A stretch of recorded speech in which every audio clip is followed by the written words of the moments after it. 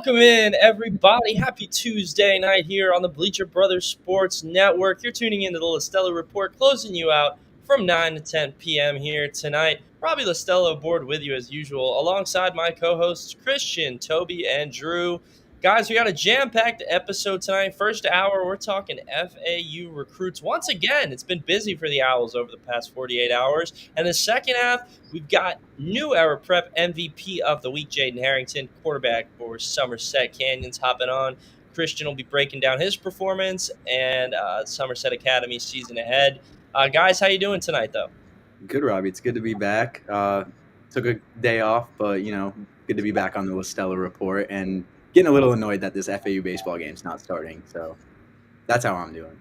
Yeah, great. It's a great night. Always a great night when you're on the Lastella Report. But one thing I'm happy about, the band's back together. We got all four of us on tonight.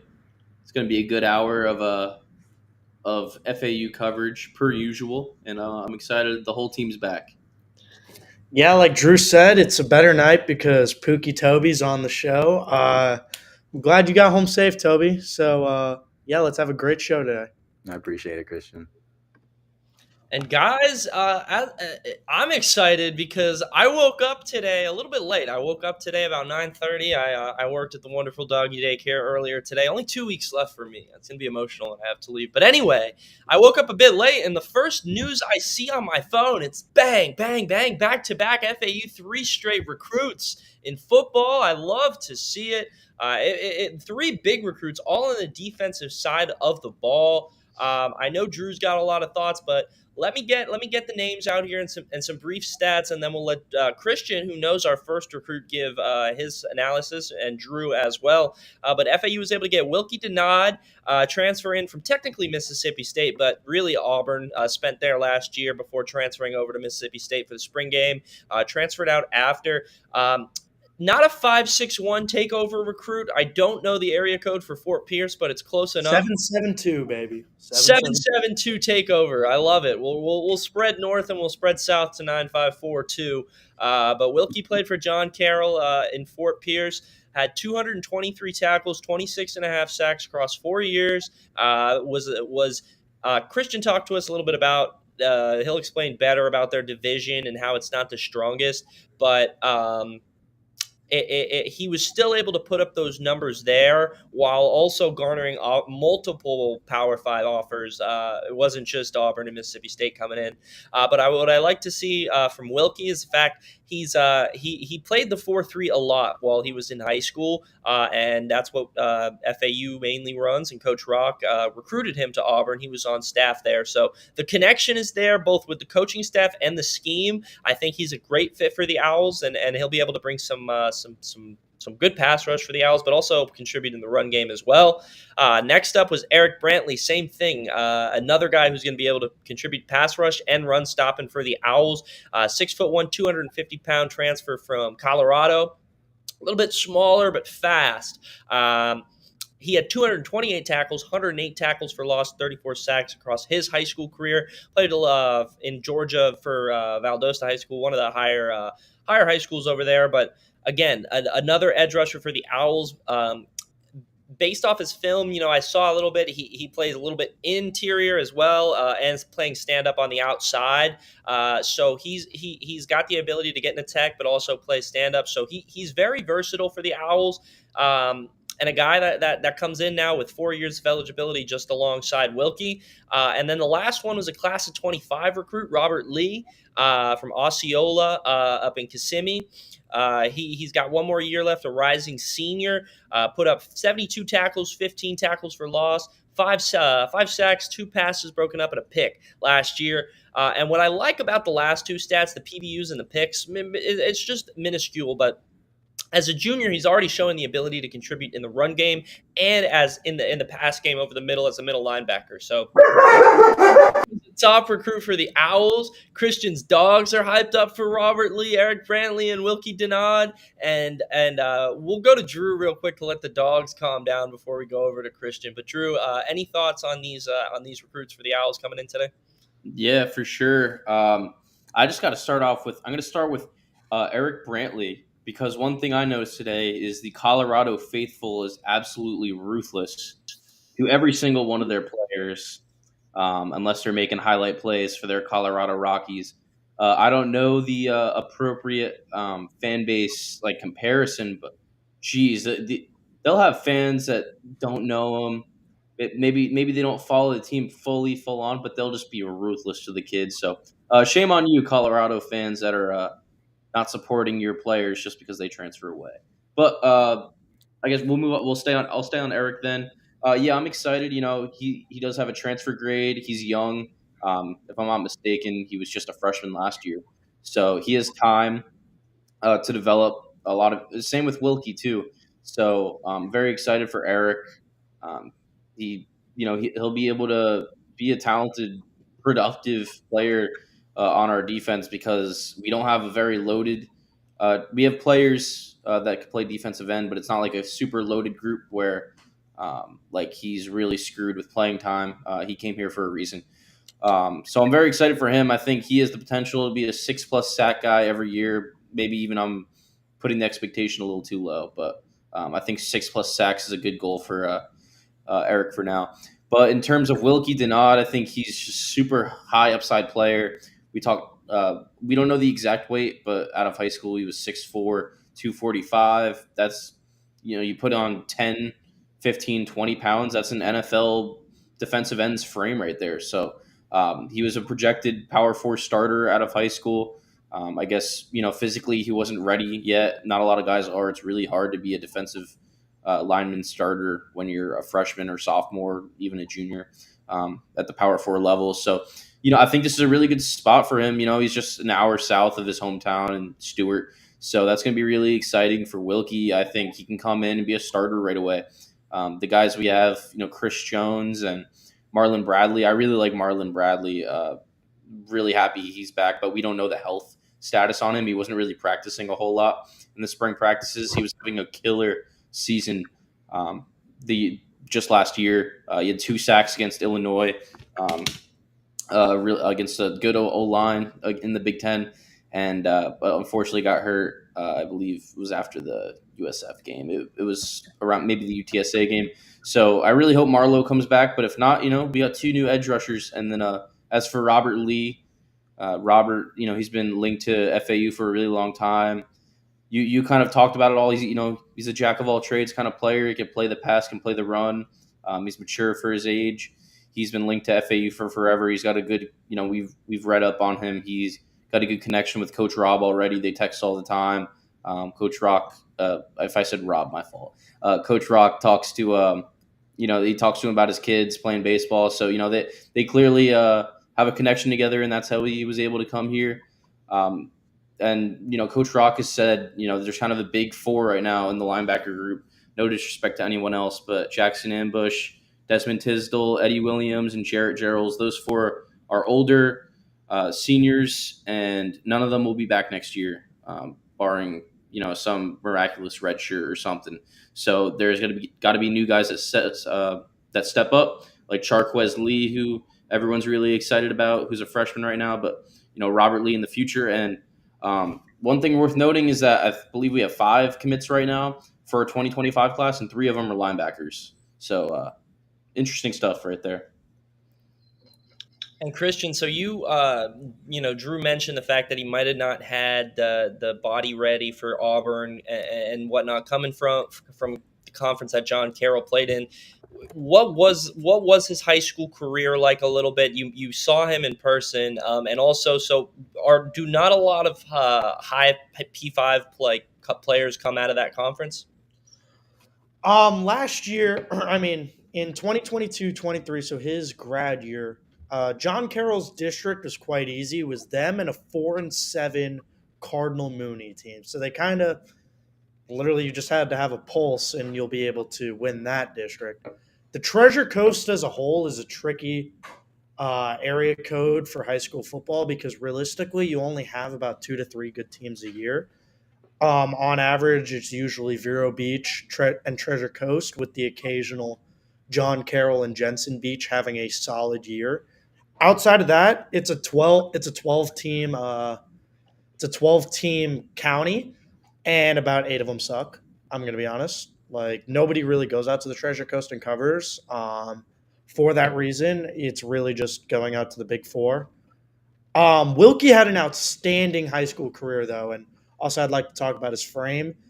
Yeah, when I was covering him and he was in high school, looking at a 6'4", 240-pound dude and thinking that dude is not gonna play at a P5, I was like, that's like crazy to think because I remember there was one time I interviewed him and I was standing next to him. I'm 5'8", 5'9" on a good day. And I was looking up at this dude and I'm like, bro, like, this dude looks 4 years older than me. He looks like you said, like he should be in the pros now. But yeah, over 220 total tackles, 66 TFLs, 26 and a half sacks, a pick, and where is it on Max Preps? Two pass deflections and 5 fumbles. That is an impressive career.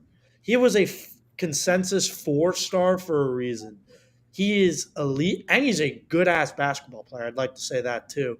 The best thing that happened for Kings Academy, because where I went to high school was in their district for basketball for some reason, and he was a hooper there. Our district championship game was against John Carroll, and 2 days before that game, he moved out to Auburn. Thank God, because we did not have a big that would be able to guard that dude. I love all of them boys to pieces, but you are not bodying a 6'5" Auburn football D lineman. And he's got bounce. Like he was dunking in high school. Like he's athletic, and I would say his biggest strength, like you asked me earlier, Robbie, he's efficient on bull rush, swim, and spin moves, but I like his swim move the best just because of how athletic he is. He's able to really get low, get under alignment, and I think that's what's going to work to his advantage. And I think that he's going to be he's and it just comes down to the fact of SEC is different. You might be that guy in high school, but everybody on that field is that guy in high school. So now I'm stepping down, going to a G5 because we can call ourselves a high major in basketball. I don't know if we're there yet in football, but he's going to go out and he's going to be a dominant player in our conference, especially because our conference respectfully does not have good offensive line play. So I think he's going to use that to his advantage, and he's going to put Byron Brown's ass on the ground every play. Horns down, baby. Y'all didn't make baseball postseason for a reason. And with like getting these guys from local areas, it's the 5-6-1 takeover.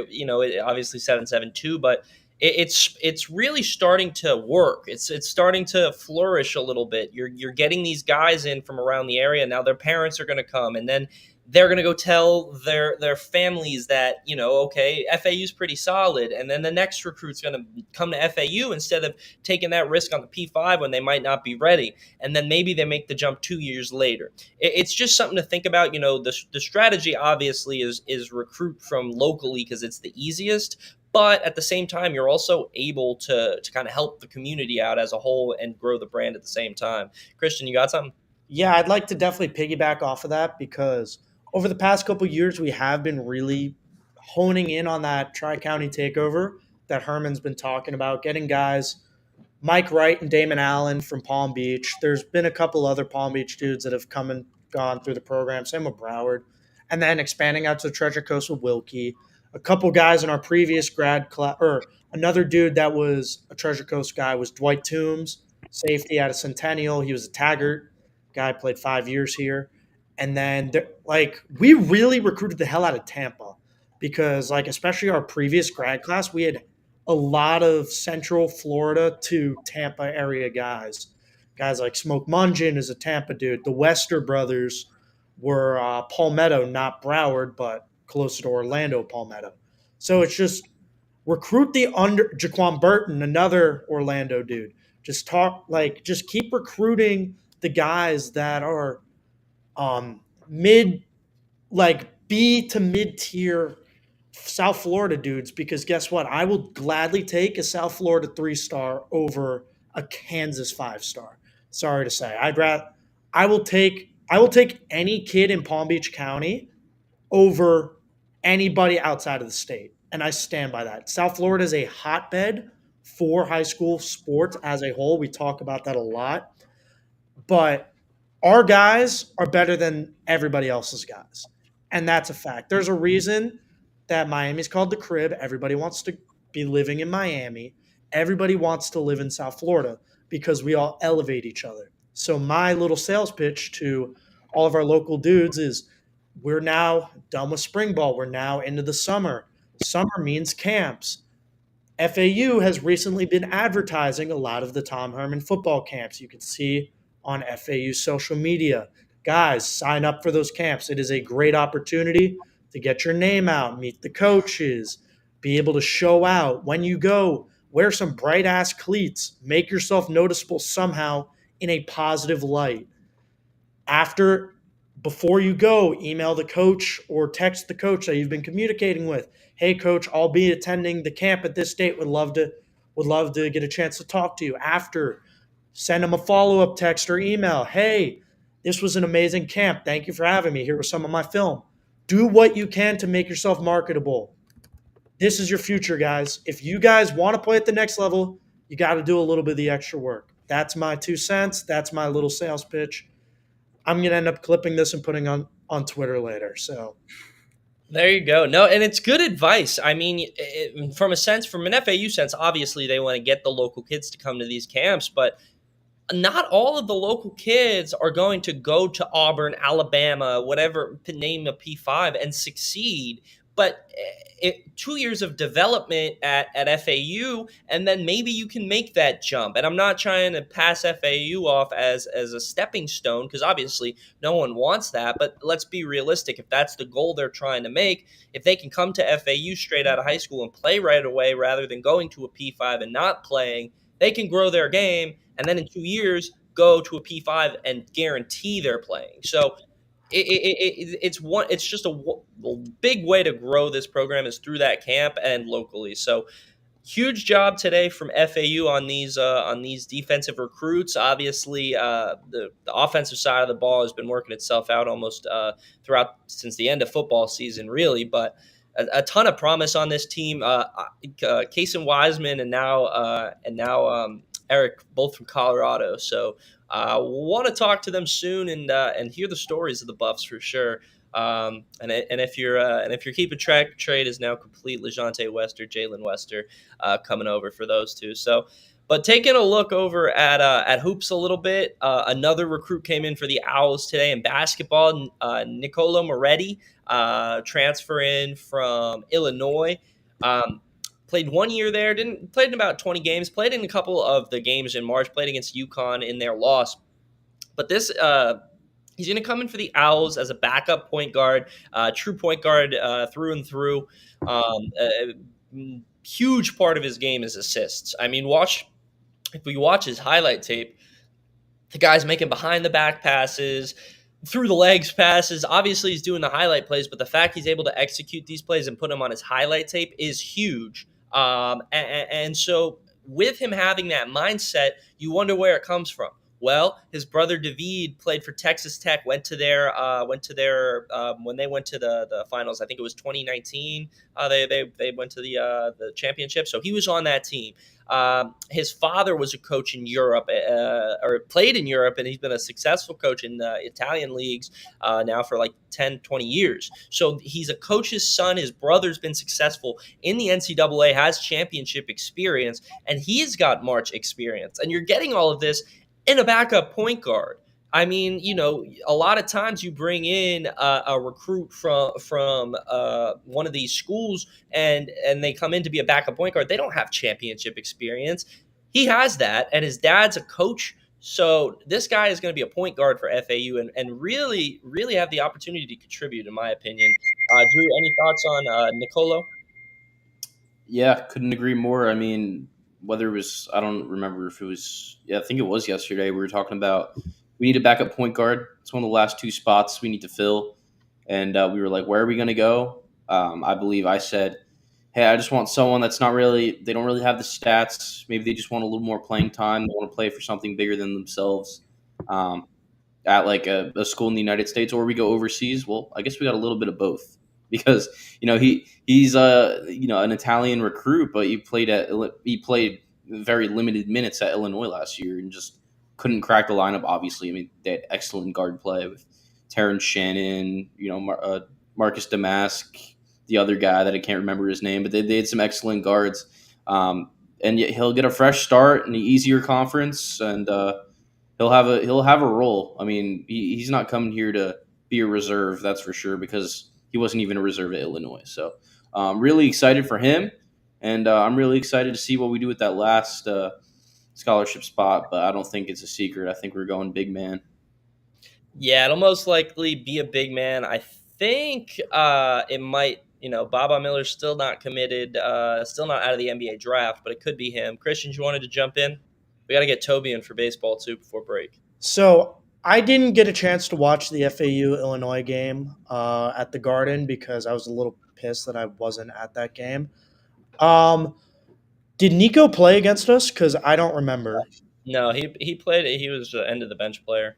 Okay, that game was a blowout. FAU was in it. Christian, come on. Yeah, I was working that night, but yeah, he can still have a little bragging rights over our guys in practice. There you go. He can still talk a little crazy to Trey and Dev and Jaquel. Like, yeah, well, I didn't play either, but yeah, that'll be probably I don't know if he'll talk to those guys. I feel like those guys are the ones. I mean, maybe they'll talk a little bit. We'll see. But yeah, he's a guy who can come in and contribute right away off the bench. And then last FAU sport still going on right now. Tobey, when is this baseball game starting and what is going on? I think the start time's 10 p.m. right now. I don't really know why, but I know the UTSA and Charlotte game went to extras. Don't know what the final score of that game was, so I don't even know if that game ended yet. I'm sure it has. But Wichita State, they lost to UAB, or they beat UAB 8-2. ECU, big 8th inning rally against Rice to win 12-4. So I'm not getting a score on the Charlotte UTSA game. So if anyone can, let me know. But yeah, we're set to take on Tulane here eventually. CJ Williams on the mound for us. Last time he faced Tulane, he threw the first complete game shutout by an FAU pitcher since 2016. So he's got their number. If they can win tonight, they really got to win the next game. I don't know if Trey Beard will be on the mound for that or if it'll be a guy like Tyler Murphy, Brandon Smith. But if they win tonight, I mean, they maybe could make a run. I think Trey Beard's been really good over the last stretch of the season. So if he gets up, especially against a team like UTSA, a lot of lefties, they crowd the plate and he's got a weird lefty delivery. So they could maybe make a run. I'm not entirely ruling it out, but CJ's got to get it together. He's had a few rough starts recently. He got absolutely hit by UTSA in that run rule loss. So yeah, we'll see if they have it in them. But Charlotte beat UTSA 9-5. Wow, how many innings? Okay, 12. So yeah, 9-5 in the 12th. Yeah, so we'll see what FAU can do if they can win tonight. I like their chances if they put Trey Beard out there, but it's a double elimination tournament till the semifinals. So if they can get there, who knows? But it's going to be an uphill climb for them for sure. Yeah, it's been a rough season, but the fact that they're in there with a path to try to make some noise, you never know. We're not out there, so if they make a run, I don't think we can show up after that. Hey, but we're going to take a quick break here on the Bleacher Brothers Sports Network. When we come back, Christian's got the New Era Prep MVP of the week. Jaden Harrington hopping on with us, QB for Somerset Canyons after his big week. We're going to take a quick break right here on the Bleacher Brothers Sports Network. When we come back, Christian on the mic.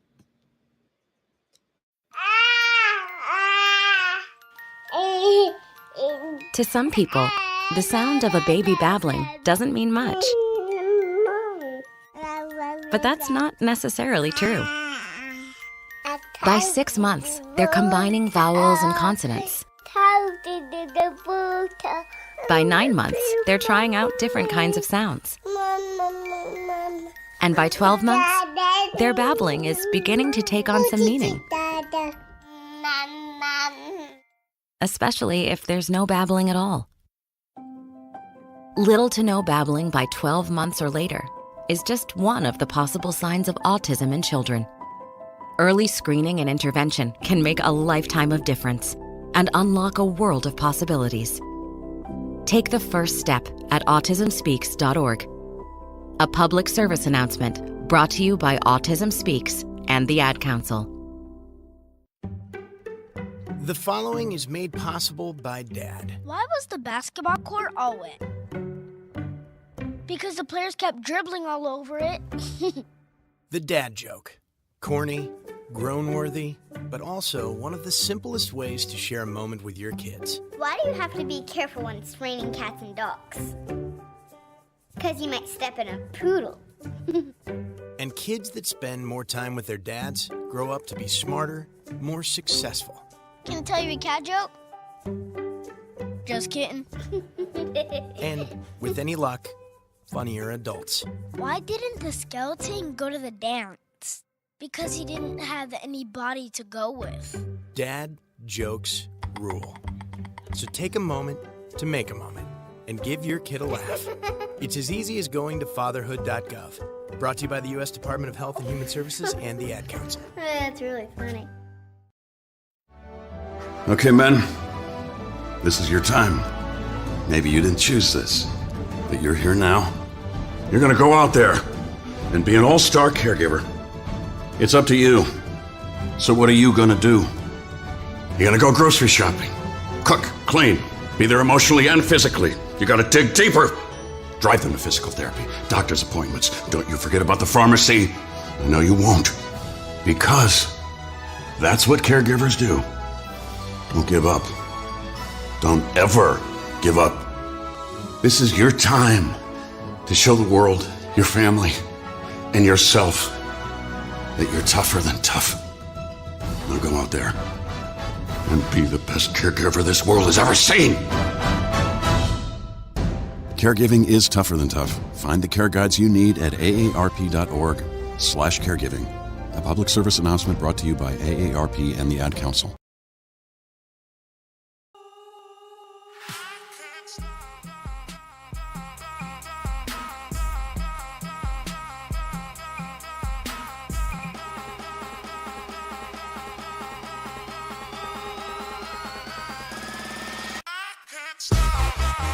This is something like the Holocaust.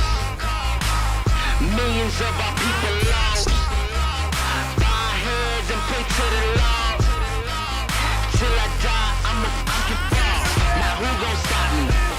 Who gon' stop me, huh? Who gon' stop me? Who gon' stop me, huh? Black cars, black on black, black bras. Whole lot of money in a black bag. Black strap, you know what that's for. Who gon' stop me?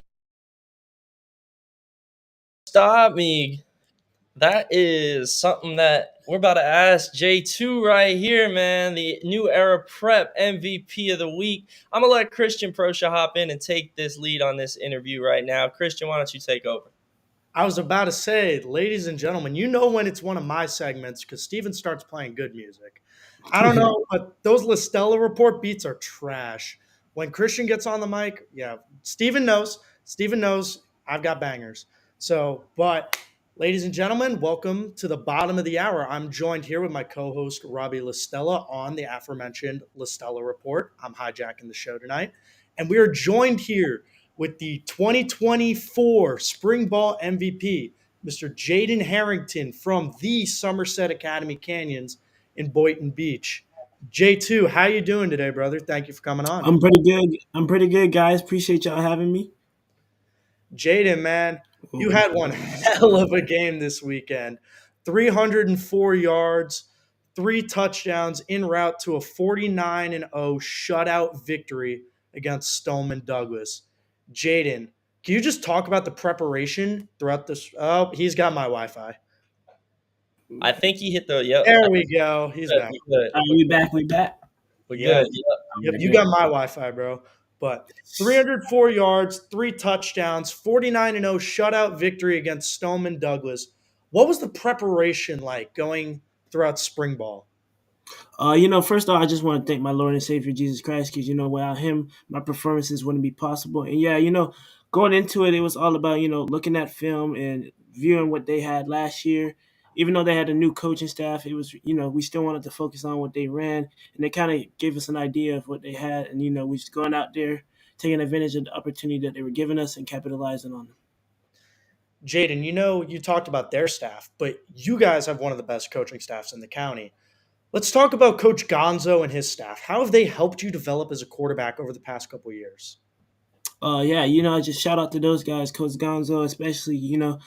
When I first came in as a freshman, many coaches didn't really believe in me, but Gonzo believed in me from the jump, and I really appreciated that, and I trusted him with me as a quarterback, and trusted him to develop me. Even though I didn't start my first couple of years, it was important that I learned from the older guys and learned from Gonzo, allowing him to develop me. I just want to shout out the guys like Coach Dillon, Coach Greg, Coach Pika, because when Gonzo's not looking, those are the guys looking at me and making sure I'm doing the little things correct, so that I'm, playing to the best of my ability. What would you say the biggest thing you've learned from Gonzo and his very talented coaching tree has been? Consistency, consistency, consistency. It's important to be consistent on the field, off the field, making sure you have a good work ethic, making sure you're doing the right thing even when nobody's looking. You're going into year two at Somerset, or going into year two as Somerset's starter. Can you just talk about the growth you've seen from this team over the past couple seasons? Yeah, going from a 5-5, 4-5 record, even though we had some guys that were pretty talented, we didn't really know we didn't really utilize that correctly, and seeing it grow over the years, seeing coaches grow, players grow, it's really come together here, and we really saw that last season with our record. Throughout your time at Somerset, you've had some elite players around you. You've had Waden Charles, Denarius Gray, Tristan Johnson, Lasso Kamara, Damari Jerry, and Zeke Seraphin. How is practicing from these highly touted receivers and running backs helped you elevate your game in a very talented South Florida? It's helped me develop tremendously, because I have to elevate to their level, because they're pushing me to be greater every day. I'm seeing their work ethic and how they work and how they're getting better and their success, and I'm trying to apply that to my game. So that's allowing me to prepare for the next level, playing with guys like that, and it's just really helped me out. Can you talk about what's been one of your favorite practice memories with any of those guys? Because I've been around those practices. I know there's absolute characters, especially I'm gonna say Waden and Gray, because the two of them, they're jokesters. But what's been your favorite memory being at a practice with them? My favorite memory is probably when I kind of rolled out a little bit, half rolled, and I threw the ball up to Denarius Gray between two defenders, and he caught the ball over. And I was like, wow, this kid's something special. And this was before he even had the offer, so I knew he was going to be something great. And for all of the non-educated South Florida fans, we were talking about Auburn a little earlier. Denarius Gray is a 4-star recruit from now Chaminade Madonna. He formerly spent time at Somerset. He is now class of 26, one of the top recruits in the nation, and he is committed to Auburn football. So, J2's had some very good weapons to throw to. Everybody knows Waden Charles, the 4-star Miami commit, now at Palm Beach Central. And now you've got Lasso, who's an elite receiver, Damari Jerry, who's one of the top players in 7. And then I said Zeke earlier. I want to keep throwing him shout-outs. He's one of the more underrated players in the county. But this young receiving core, they are so dynamic. They can play both sides of the ball. Can you just talk about, let's give them a couple shout-outs. What makes them special? Guys like Taken Brisky, Damari Jerry, of course, and some other athletes that we have on our squad, like Calibre Dumoulin. It comes down to us playing as a team, and them being able to play both sides of the ball and execute on both sides. That really helps us out in all aspects of our game and allows us to develop better as a team, especially in practices when guys are going both ways. So we're just getting better completely. Somerset's a school that's actually gotten a lot of national attention recently with the performances of Waden and Denarius before, and now with guys like Damari. Can you just talk about what it's like to play knowing that you're elevating your teammates and that they've got the eyes looking on them, which means that they have the eyes looking on you? It's a blessing and an honor because those guys bringing in scouts, it really helps out everybody else on the team, right? Sometimes the coaches may not know us or they may not see our talent from online or whatever, but them coming to the school, they finally get to see the potential that we have and the hidden gems that we have over here. So it's really important to us. All right, I was waiting for Steven to come back to pull this up, but we have a beautiful clip of you from your spring game, and Steven's going to pull it up in a second. But I just want to talk. One of your strengths is being able to turn a negative play into a positive by using your legs. Can you talk about your playmaking ability, your ability to play on the run, think on the run, and extend plays? Yeah, of course. It's very important that I stay calm in no matter situation that I'm in. Whether DN's coming off the edge, and he's unblocked, I got to be able to make a play. Create off of that. So it was important that I roll out or I dip under him, whatever it is. I'm making sure that I can extend the play to give my other players the opportunity to make a play. And playmaking you did last year, you had almost 2,200 passing yards, 20 passing touchdowns, a rushing touchdown, and you threw 58% completion rate and almost 200 passing yards a game. Can you just talk about how dynamic this offense has been with having one of the top running backs in the class of 24 in Tristan Johnson? Oh yeah, it was. It was a great. It was what I liked about it is that everybody would contribute to the game. We weren't just feeding one or two guys the ball. We was feeding the ball to everybody, and the ball was getting around. And that even distribution of passing the ball around actually helped us out to be successful throughout the season. And handing the ball off to a guy like Tristan Johnson, it was also a blessing because that guy can run the rock. So it really helped us out. Yes, he definitely can. And also, speaking of your playmaking ability, you competed in oh, there's the clip. There we go, baby. This season, this offseason, you competed in multiple 7-on-7 tournaments, and you played in camps. Can you talk about how you've displayed yourself on the national scale?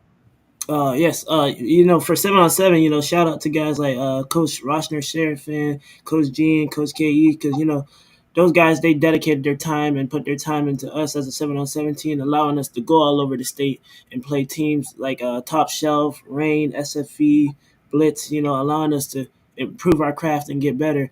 And it was really all about showcasing what we got. They didn't expect us to be the best team in a tournament, but it was important that we went out there and we played like we were the best team, and that resulted in us being the championship in multiple tournaments and even winning 3 of them.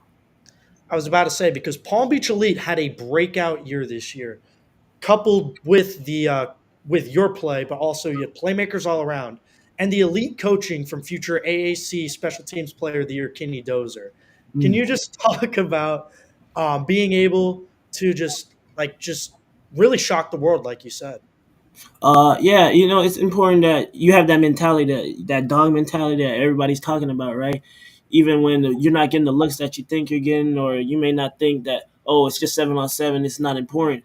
But it's really important that you take every rep seriously because you never know who's watching. And I feel like 7-on-7 has brought some attention to not only Somerset, but the kids that are also on our team, bringing attention to their teams as well, and allowing them to get looks from college coaches. So with your 300 plus yard game, 3 touchdowns, shutout win, nothing crazy for nothing crazy for the set.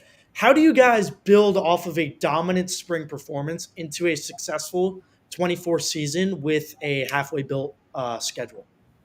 It's really about the intensity and making sure that we're pushing each other as a team, especially me as being the captain. It's important that I'm pushing each and every member on my team because, what they say, we're only as strong as our weakest link. So it's important that everybody's striving to be the best that it can be, and maybe even adding some final pieces to our team to help us out and contribute to our success, and really just changing our mentality of no matter who we're going against or no matter what we're up against, we can beat it because as a team we can strive for greatness.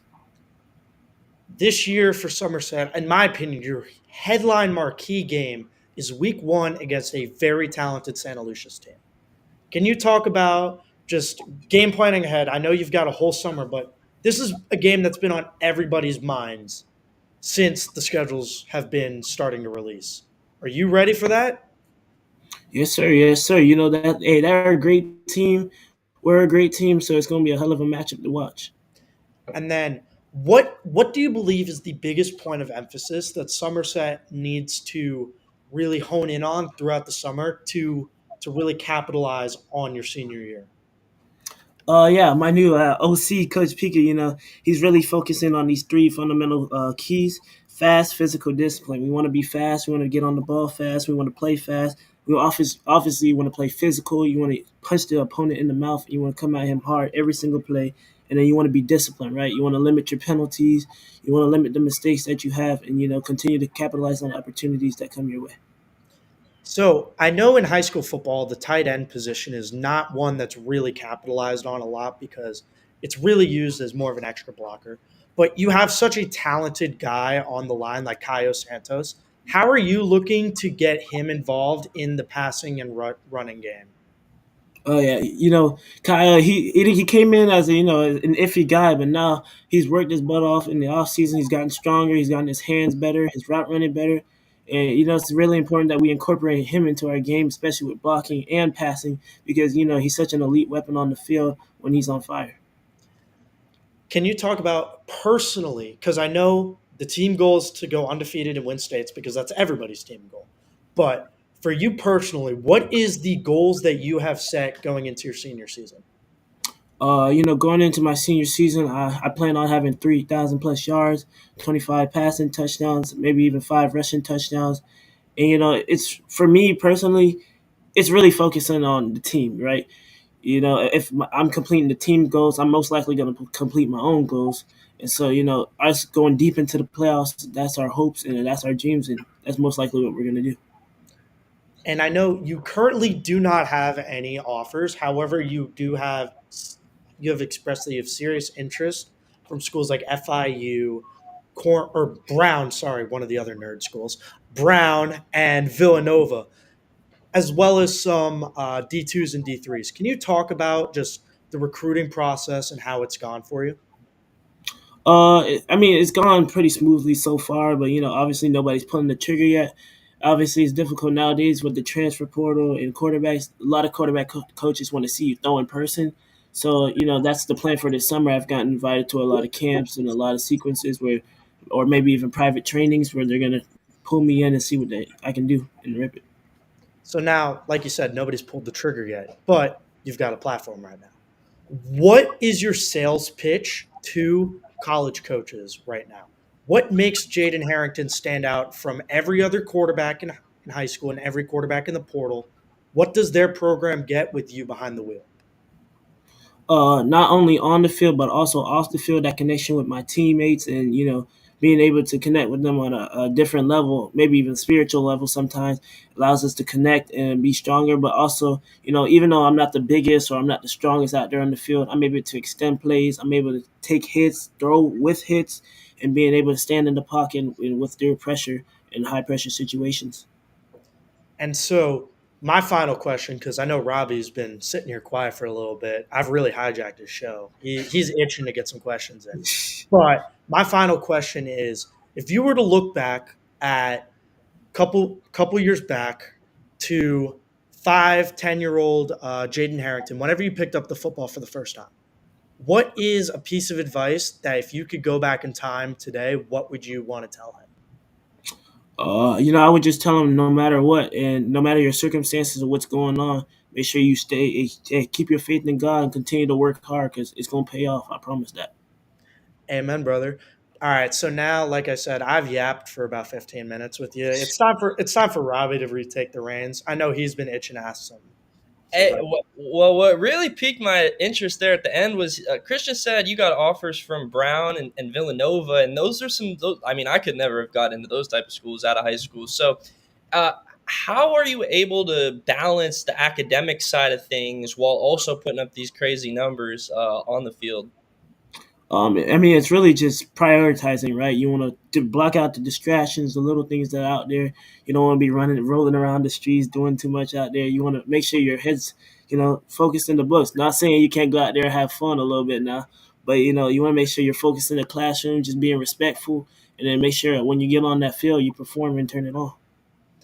And that sounds like a little bit obviously that's probably how you were raised and a lot to do with your family, but Is any of that have to do with the culture that Coach Gonzo has created there at Somerset a little bit? It just seems like an awesome mindset to have. Yeah, it is. Coach Gonzo, he stresses the importance of grades because obviously, if you don't got the grades, you can't make it to the next level anyway. And so, even if you don't have the grades, he's not going to let you play. So, it's important that you're doing your job in the classroom as well because he'll pull you out. He'll just throw you in study hall. So, you got to make sure you're doing what you do.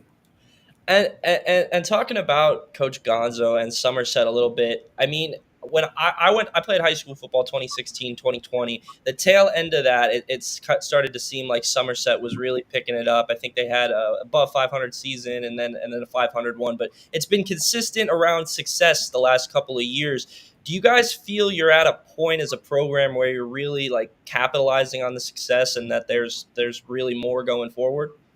Yeah, I believe that. I believe that we're steadily growing each and every year, and we're about to reach our peak. And people might not see it, but they're gonna see it in that fall. We're gonna see for sure. And that the end of the season last year, it probably didn't go as you guys wanted. But was there something you guys kind of took away from that and are really trying to build on this season? Yeah, the importance of finishing. It starts in January, right? When you start that spring practices, spring lifting, right? You want to make sure that you're pushing each and every one of your teammates and doing the little things. Because if you can't finish that certain sprint, how do you expect to get that interception, or how do you expect to throw that touchdown, or how do you expect to score the touchdown, right? If you're not doing the little things right. So that's the importance of. We stress the little things over here a lot.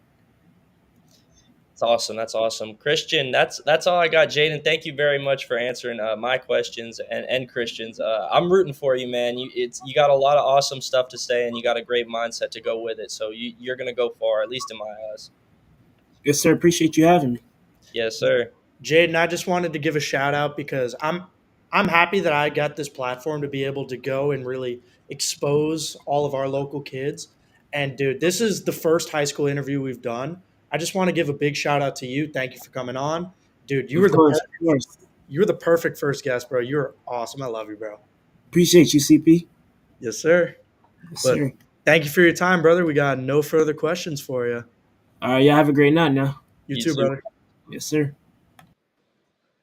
I was Jaden Harrington, quarterback of Somerset Canyons. Keep an eye out for this kid, man. I mean, he's talking to I'm listening to a high schooler talk to me about the importance of prioritizing and structuring and man, I got a pile of laundry sitting next to me right now that I need to prioritize. Like, man, like to have the ability to be self-aware like that at his age is going to take him further than he even knows, even if it's not football. I mean, the guy, he's got offers, like what Christian was saying, from Brown, Villanova. So, even if things don't work out on the football field, which I'm not saying is the case, he's balling out right now and he's about to have coming off the best season of his career. But the fact that his mindset is going to lead him to success wherever he wants to choose. That's what I was most blown away about. Forget the 250 yards, 3 TDs, which don't forget that was amazing. But it's the mindset which really shows. 300 yards, actually, Rob. Don't sell him short now. Yeah, 300 yards, 3 TDs. So was that right? 2 TDs, 3 TDs. 3. So there you go. Well, what Christian said, that's important, but for me, it's really the mindset. I think, especially as a quarterback, I think Jaden's really going to be able to win some games wherever he ends up in college and next season at Somerset. Christian, what do you think? Yeah, like I've said, this kid's a winner, man. He's got a winner's mentality. He is a dog. He's so goal oriented. I've known that since the first time I spoke to him. He's a high character kid. He's a great football player, but he's going to be a better man off the field, and I know that. He's going to take this program far in the final year that he has here. Gonzo, I know you're probably still watching this. I love you, Coach, but you've done very good with your team. There's a reason that everybody speaks about the culture that's at not at FAU, at Somerset. I love the culture at FAU too, but yeah, the culture at Somerset, culture wins for a reason. That's your guys' saying, and that's a true thing. Like, you guys are one of the top teams in the county because of how Somerset and your coaching staff has been able to develop players and make them even better men.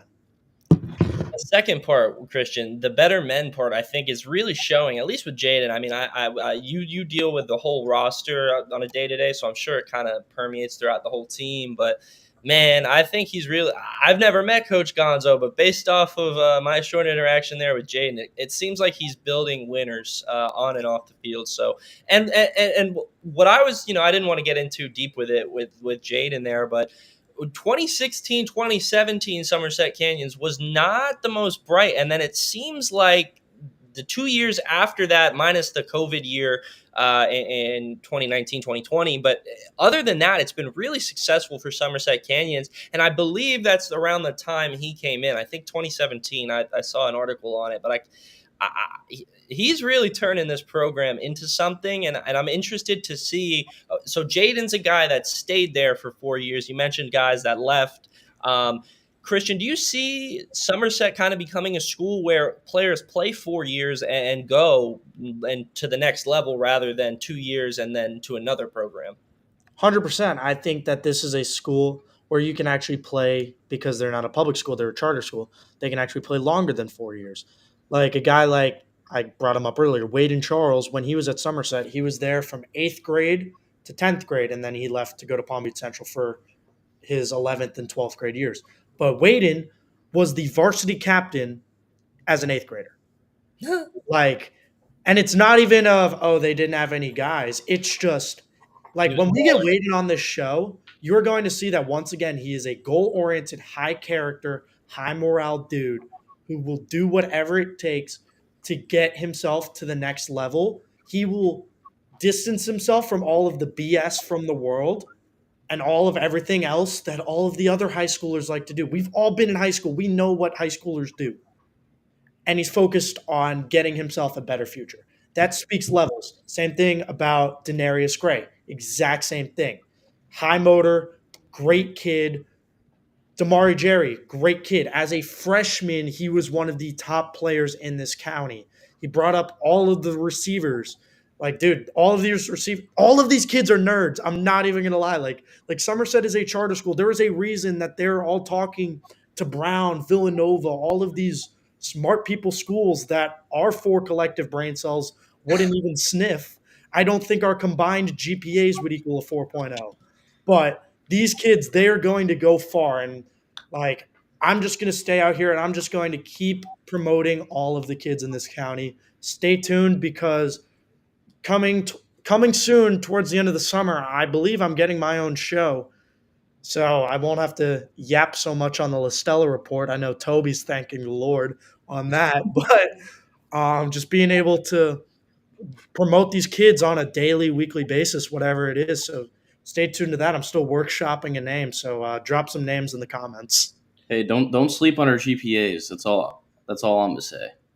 Listen, but mine will bring it. Mine brings the average down. I'll be for real.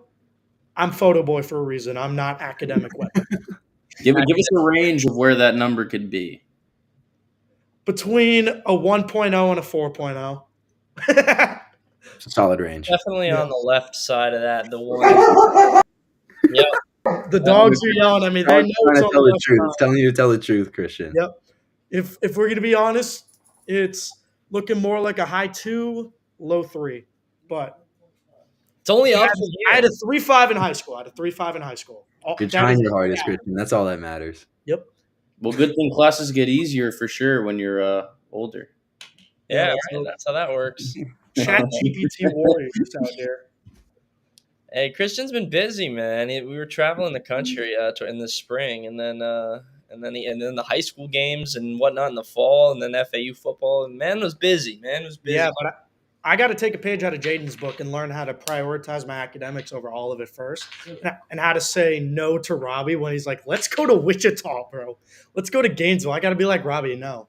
Like, I had to tell him no. Like, let's not go to Clearwater. Like, please. Oh, I don't think anyone wanted to go to Clearwater except Tobey. No, because this game still hasn't started yet. Yeah, dude, this game still hasn't started. You might be able to take a plane from Syracuse down. Dude, if I got on a plane like when it was supposed to start, I might have made it in time. There you go. I mean, Clearwater's got an airport, baby.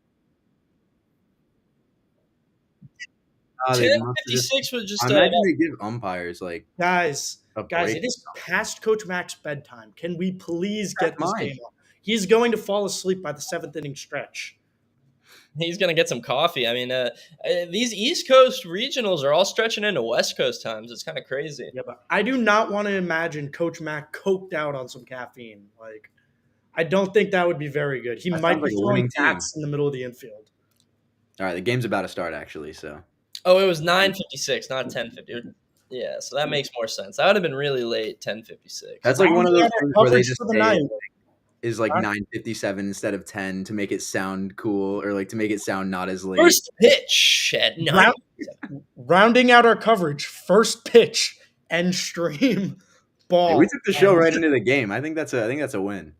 Yeah. W. Send Yeah. everyone over there. Don't have to watch it. Softball started at I think it was 7:03, which was Yeah, but that was barring a weather delay. at See, least. that's more civilized right there.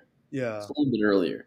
But if they 9:15. won, they would have had to play at 10. And I learned from them the latest the AAC will start any game is 11 p.m. Eastern. So they won't start any game. Where are late. we in Los Angeles, California?